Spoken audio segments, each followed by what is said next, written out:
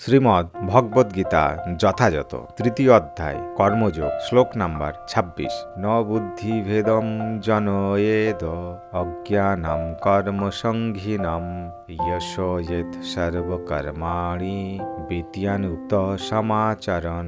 শব্দার্থ নয় বুদ্ধিভেদম বুদ্ধিভ্রষ্ট, জনয়েত জন্মানো উচিত, অজ্ঞানাম অজ্ঞ ব্যক্তিদের, কর্মসঙ্গিনাম কর্মফলের প্রতি আসক্ত, যোশয় নিযুক্ত করা উচিত, সমস্ত কর্মাণি কর্ম, বিদ্যান জ্ঞানবান, যুক্ত হয়ে সমাচরণ অনুষ্ঠান করে। অনুবাদ: জ্ঞানবান ব্যক্তিরা কর্মাসক্ত জ্ঞানহীন ব্যক্তিদের বুদ্ধি বিভ্রান্ত করবেন না, বরং তারা ভক্তিযুক্ত চিত্তে সমস্ত কর্ম অনুষ্ঠান করে জ্ঞানহীন ব্যক্তিদের কর্মে প্রবৃত্ত করবেন। তাৎপর্য: বৈদশ্চ সর্বে রহমেব বেদঃ, সেটি হচ্ছে বেদের শেষ কথা। বেদের সমস্ত আচার অনুষ্ঠান যাগযজ্ঞ আদি এমনকি জড় কার্যকলাপের সমস্ত নির্দেশাদির একমাত্র উদ্দেশ্য হচ্ছে ভগবান শ্রীকৃষ্ণকে জানা। যেহেতু বদ্ধজীবেরা তাদের জড় ইন্দ্রিয় তৃপ্তির অতীত কোনো কিছু জানে না, তাই তারা সেই উদ্দেশ্যে বেদ অধ্যয়ন করে। কিন্তু বৈদিক আচার অনুষ্ঠানের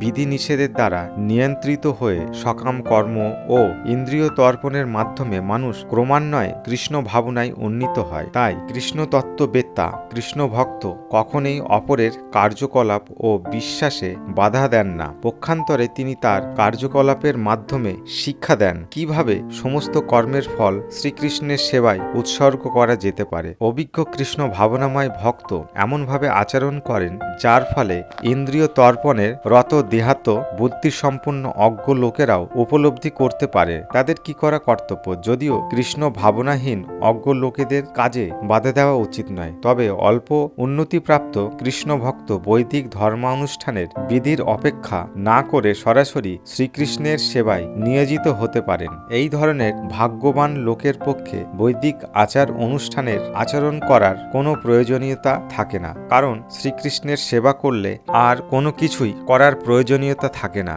ভগবত তত্ত্ববেত্তা সদ্গুরুর নির্দেশ অনুসারে শ্রীকৃষ্ণের সেবা করলে সর্বকর্ম সাধিত হয়।